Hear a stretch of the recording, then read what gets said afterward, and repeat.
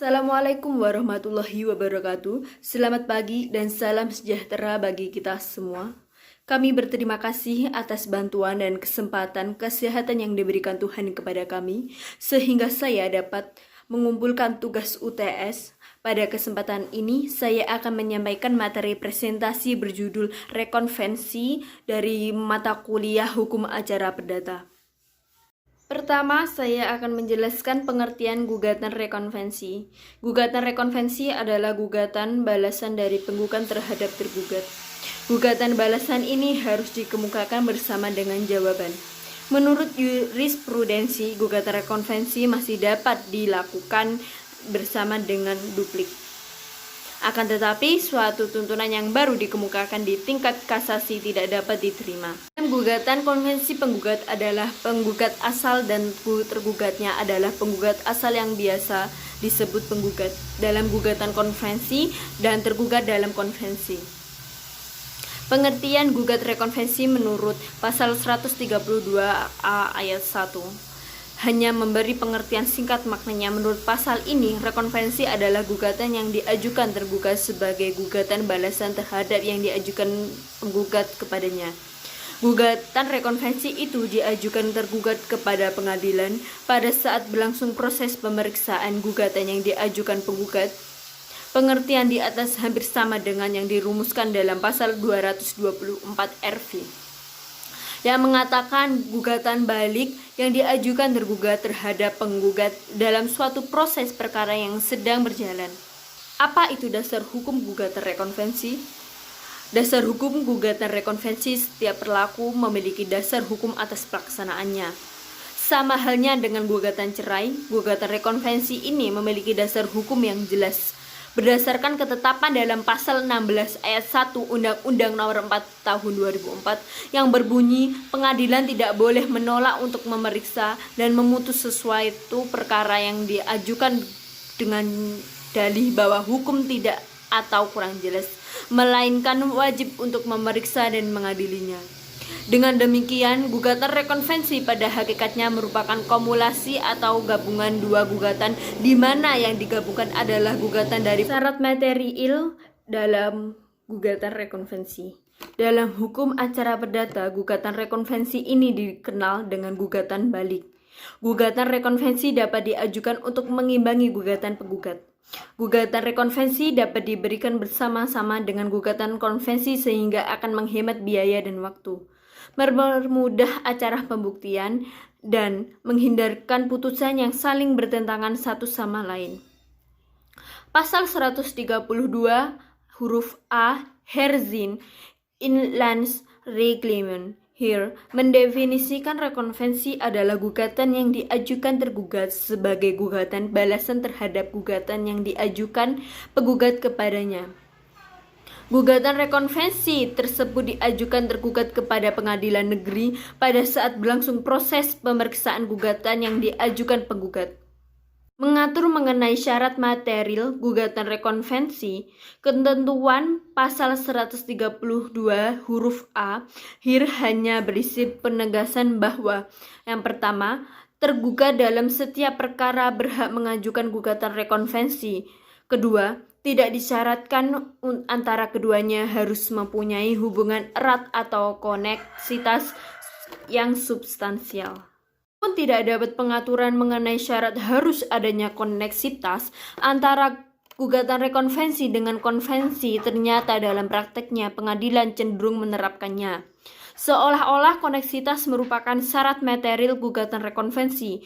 Oleh karena itu, gugatan rekonvensi baru dianggap sah dan dapat diterima untuk diakumulasi dengan gugatan konvensi apabila terpenuhi syarat. Yang pertama, terhadap faktor tautan hubungan mengenai dasar hukum dan kejadian yang relevan antara gugatan konvensi dengan gugatan rekonvensi.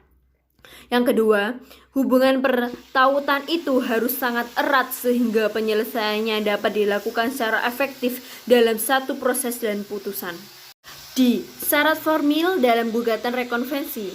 Pembicaraan selanjutnya berkenan dengan syarat formil gugatan rekonvensi. Supaya gugatan rekonvensi sah, selain harus terpenuhinya syaratnya formil, gugatan yang bersifat umum terhadap pula syarat formil yang bersifat khusus. Seperti dijelaskan berikut ini, gugatan rekonvensi harus jelas keberadaannya, mesti diformulasi atau diterangkan tergugat dalam jawaban. Demikian penegasan putusan MA nomor 330 K PDI 1986. Meskipun HIR tidak secara tegas bukan dan mengatur syarat gugatan rekonvensi, namun agar gugatan itu dianggap ada dan sah, ia harus dirumuskan secara jelas dalam jawaban. Tujuannya agar pihak lawan dapat mengetahui dan mengerti tentang adanya gugatan rekonvensi yang diajukan tergugat kepadanya. Rekonvensi mesti memenuhi syarat formil gugatan. A. Menyebut dengan tegas subjektif yang ditarik sebagai tergugat rekonvensi. B. Merumuskan dengan jelas posita atau dalil gugatan rekonvensi berupa penegasan dasar hukum, res ground, dan dasar peristiwa yang melandasi gugatan. C. Menyebut dengan rinci platinum gugatan. Apabila unsur-unsur di atas tidak dipenuhi, gugatan rekonvensi dianggap tidak memenuhi syarat dan harus dinyatakan tidak dapat diterima. Oleh karena itu, selain eksistensi gugatan rekonvensi mesti tegas disebut dalam jawaban, mesti disebut dengan tegas pada pihak yang ditarik sebagai tergugat, terang dalil yang dirumuskan serta rinci satu persatu pelitumnya. Apa itu tujuan gugatan rekonvensi? Salah satu tujuan pokok sistem rekonvensi adalah untuk menyederhanakan proses serta sekaligus untuk menghemat biaya dan waktu sehingga memperbolehkan pengajuan gugatan rekonvensi yang tidak mempunyai hubungan sama sekali dengan gugatan rekonvensi tidak akan menyederhanakan tujuan gugatan rekonvensi. Salah satu tujuan pokok sistem rekonvensi adalah untuk menyederhanakan proses serta sekaligus untuk menghemat biaya dan waktu, sehingga memperbolehkan pengajuan gugatan rekonvensi yang tidak mempunyai hubungan sama sekali dengan gugatan rekonvensi. Tidak akan menyederhanakan proses pemeriksaan karena memerlukan perlakuan khusus dan tersendiri. Oleh karena itu, agar tujuan yang diamanatkan dalam sistem rekonvensi ini, pasal 132 huruf A tidak menyimpang dari arah yang dicita-citakan. Sedapat mungkin gugatan rekonvensi mempunyai koneksitas yang substansial dan relevan dengan gugatan rekonvensi. Namun prinsip ini tidak boleh mengurangi hak tergugat untuk mengajukan gugatan rekonvensi yang bersifat berdiri sendiri yang benar-benar terlepas kaitannya dengan gugatan konvensi. Pada dasarnya, eksistensi gugatan rekonvensi tidak tergantung asesor pada gugatan konvensi dan dapat berdiri sendiri, serta dapat diajukan secara terpisah dalam proses penyelesaian yang berbeda. Hanya secara eksepsional hukum memberikan hak kepada tergugat menggabungkan gugatan rekonvensi ke dalam gugatan konvensi. Dalam hal terdapat hubungan erat atau koneksitas antara gugatan konvensi dengan rekonvensi dan putusan yang dijatuhkan atas gugatan konvensi bersifat negatif, yaitu gugatan tidak dapat diterima dengan alasan gugatan mengandung cacat formil, error in personal, obscure, libel, tidak berwenang mengadili, dan lain sebagainya, maka berakibat yang pertama, putusan rekonvensi asesor mengikuti putusan konvensi. Kedua, dengan demikian oleh karena putusan konvensi menyatakan gugatan tidak dapat diterima, dengan sendirinya menurut hukum putusan rekonvensi juga harus menyatakan tidak dapat diterima. Namun, dalam hal ini apabila terdapat gugatan rekonvensi tidak mempunyai hubungan erat atau koneksitas dengan gugatan konvensi, kemudian gugatan konvensi dinyatakan tidak dapat diterima atas alasan cacat formil, maka gugatan rekonvensi tidak tunduk mengikuti putusan konvensi tersebut. Materi gugatan rekonvensi tetap dapat diperiksa dan diselesaikan meskipun gugatan konvensi dinyatakan tidak dapat diterima, apabila secara objektif tidak terdapat hubungan atau koneksitas antara keduanya. Kesimpulan dari apa yang saya jelaskan tadi adalah gugatan rekonvensi merupakan salah satu hak yang diberikan oleh undang-undang kepada pihak tergugat untuk dapat menggugat balik penggugat yang telah dijadikannya tergugat. Landasan hukum gugatan rekonvensi adalah pasal 32 ayat 1.